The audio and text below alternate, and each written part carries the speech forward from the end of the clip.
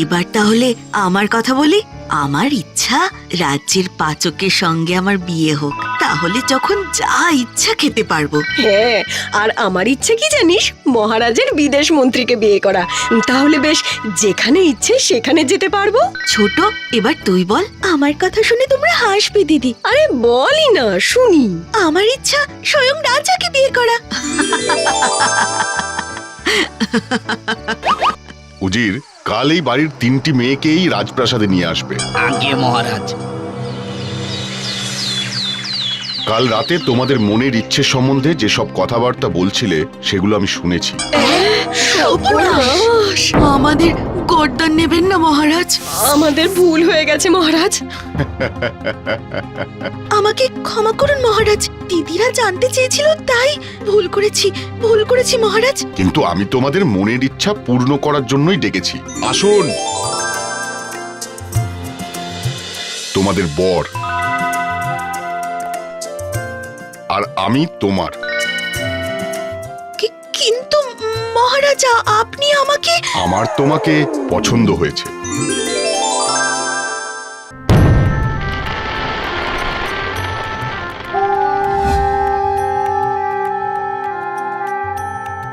কিন্তু ছোট বোনকে রানী রূপে দেখে জ্বলতে থাকে দুই বোন। ছোট বোনের সুখ তাদের সহ্য হয় না, সারাক্ষণ ভাবে কি করে ছোট বোনের ক্ষতি করা যায়। একদিন সময় এলো।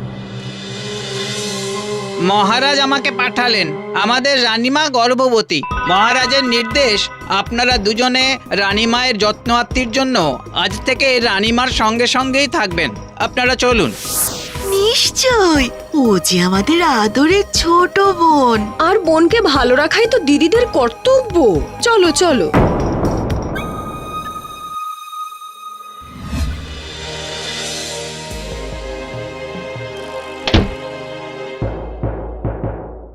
ক্ষমা করবেন মহারাজ, আমার বলতে খুব কষ্ট হচ্ছে।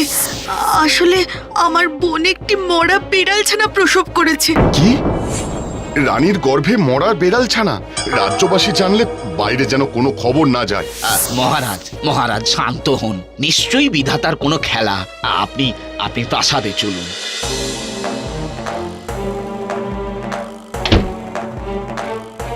কি কাজ হয়েছে? হয়েছে, এবার আসল কাজ। এই সন্তানকে নদীতে ভাসিয়ে আসতে হবে। রানী হবে, রানী।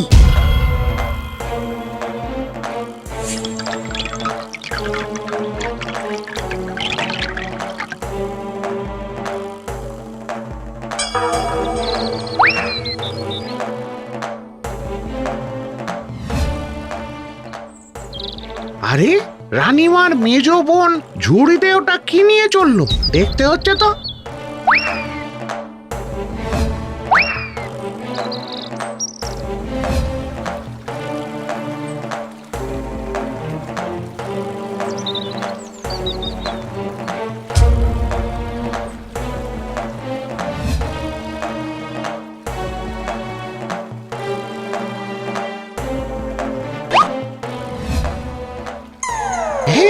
হায় হায় হায়, এই যে সদ্যজাত শিশু, তবে কি রানীমার সন্তান? পরের বছর এভাবেই রানী এক কন্যা সন্তানের জন্ম দিলে রাজাকে জানানো হয় রানী ইঁদুরের জন্ম দিয়েছে। এ কথা শুনে ক্রুদ্ধ রাজা রানীকে বন্দি করে রাখেন, আর মালির ঘরে মালির আদরে বেড়ে ওঠে রাজার পুত্র ও কন্যা। তোরা রাজার ছেলে মেয়ে হয়ে কি অসহায় ভাবে মানুষ হচ্ছিস। হায় ঈশ্বর, এদের দেখো।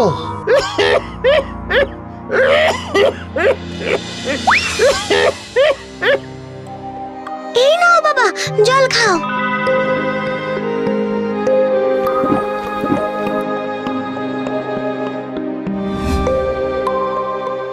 মহারাজ, আমাদের মালি খুবই অসুস্থ। তুমি যাও, দেখে এসো। যা প্রয়োজন হয় আমায় বলো। যথা আজ্ঞা মহারাজ।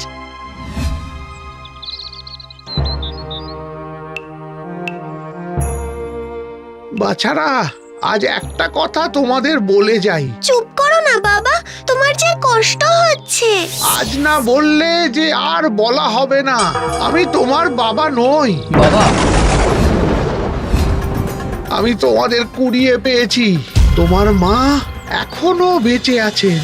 মা, তোমরা রাজার সন্তান। রাজাকে মিথ্যে বলেছিল তোমার মাসিরা যে তোমাদের মা বিড়াল ইঁদুর প্রসব করেছিল। মানব গর্ভে কুকুর বেড়াল, আর রাজামশাই তা বিশ্বাস করলেন বাবা? আমাদের মা কোথায় বাবা? তিনি রাজবন্দী। তোমরা তোমাদের মাকে উদ্ধার করো। রাজাও কিন্তু তোমাদের সহজে সন্তান হিসেবে মানবেন না। বাবা, আমরা তাহলে কি করব? জানি না তোমরা তোমাদের অধিকার কি করে জয় করবে। তোমার মাকে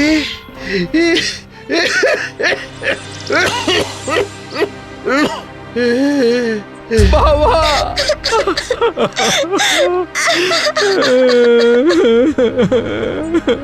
কেঁদো না, কেঁদো না। প্রত্যেক মানুষকে একদিন না একদিন চলে যেতেই হয়। কিন্তু এখন আমাদের কি করে চলবে? আহা, ভেবো না বাছা। রাজামশাই উদার মনের মানুষ, উনি নিশ্চয়ই কিছু একটা ব্যবস্থা করবেন। আপাতত এই অর্থে তোমরা তোমাদের বাবার শেষ কাজ সম্পন্ন করো। চলি। দাদা!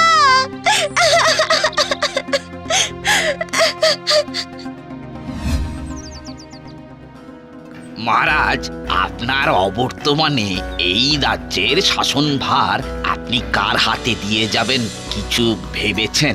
জানি না, নিজের কপালের জন্য নিজেকেই বড় অসহায় লাগে।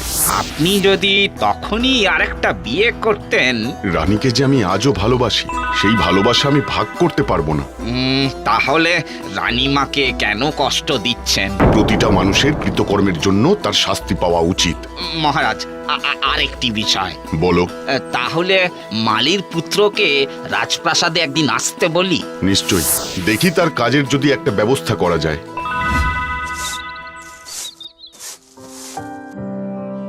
জানিস দাদা, আমার না মাকে দেখতে খুব ইচ্ছে করছে। দেখতে চাইছি বললেই তো আর রাজামশাই দেখতে দেবেন না। মা নাকি রাজবন্দী। মা গো, তুমি নিশ্চয়ই খুব কষ্ট পাচ্ছ, তাই না মা? মাকে মুক্ত করতেই হবে, যে করেই হোক। আচ্ছা, রাজামশাই ভাবলেন কি করে বলতো যে মানুষের পেটে কুকুর বিড়াল জন্মায়? যে করেই হোক রাজামশাইয়ের এই ভুল ভাঙাতেই হবে।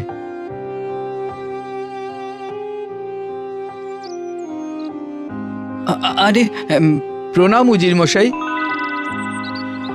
এত সকালে হঠাৎ আপনি? হ্যাঁ, একটা সুখবর এনেছি। সুখবর?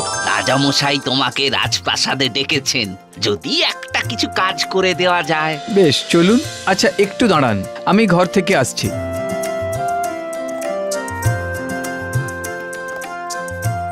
দাদা, আমার না খুব ভয় করছে। রাজপ্রাসাদে যদি কিছু হয়। চিন্তা করিস না, আমি সতর্ক থাকবো। আর শোন, এই সুযোগ, বাবার কাজ উপলক্ষে রাজামশাইকে নিমন্ত্রণ করব আমাদের বাড়ি আসার জন্য। তারপর? প্রস্তুত? হ্যাঁ, যাই। এখন যাই, বাকিটা ফিরে এসে বলবো।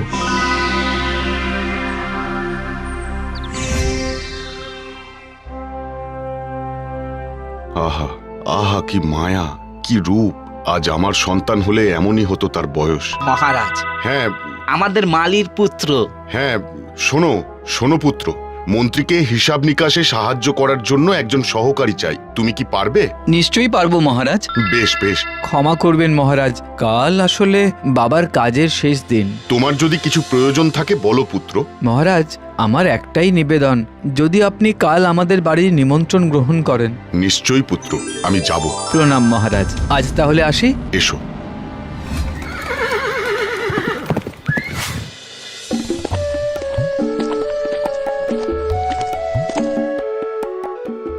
আসুন রাজামশাই। আসুন উজির মশাই, আসুন না, আসুন।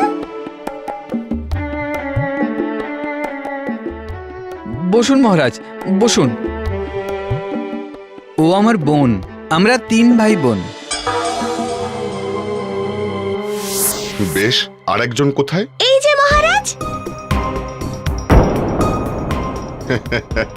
তা কি রকম বোন?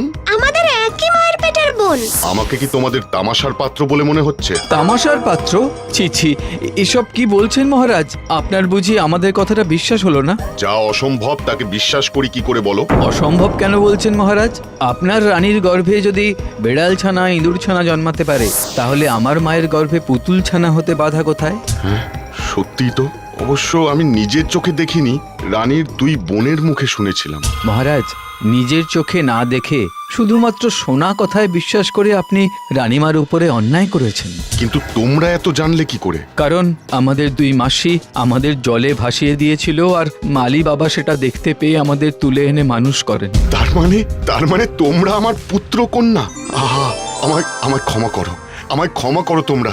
আমার ভুলে আজও রানী বন্দি, আর আমার কোনো চিন্তা নেই। চলো চলো পুত্র, রাজপ্রাসাদে চলো। কিন্তু পিতা, আজ আমাদের পালক পিতার শেষ কাজ, সেটা যে আমাদের সম্পন্ন করতেই হবে। বেশ বেশ বেশ বেশ, আমি যাই। অনেক কাজ আছে। রানীকে মুক্তি দিতে হবে, দুই বোনকে শাস্তি দিতে হবে।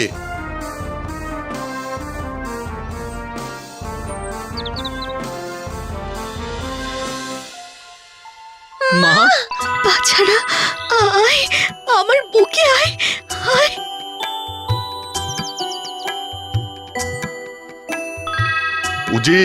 উজির অভিষেকের আয়োজন করো, রাজ্যে নিমন্ত্রণের বার্তা পাঠাও। আজ আমার বড়ই আনন্দের দিন।